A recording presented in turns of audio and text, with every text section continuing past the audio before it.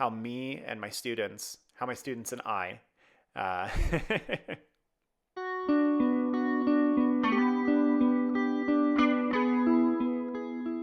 Greetings.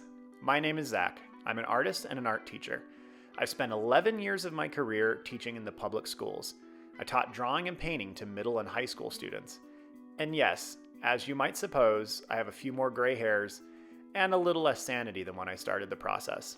That's just how it goes.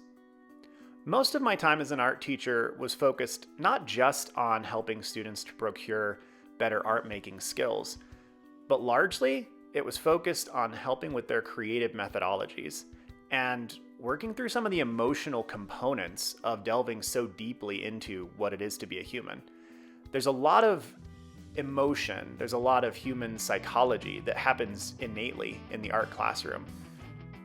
So now on this channel, I'll be focusing much in that same train of thought, trying to bring art discussions, topics of conversation, and talks in general to you in order to help with these same emotional and psychological boundaries and inhibitions that we often encounter when it comes to our art making. We'll be talking about a lot of the behind the scenes pieces of making art, a lot of what myself and my students have dealt with in the process of overcoming some of these boundaries and inhibitions that plague us in the art making process.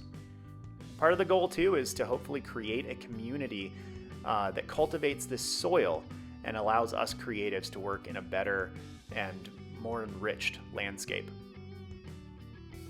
I will also be starting to dive back into a lot of the artistic things that were on the shelf for the last 11 years.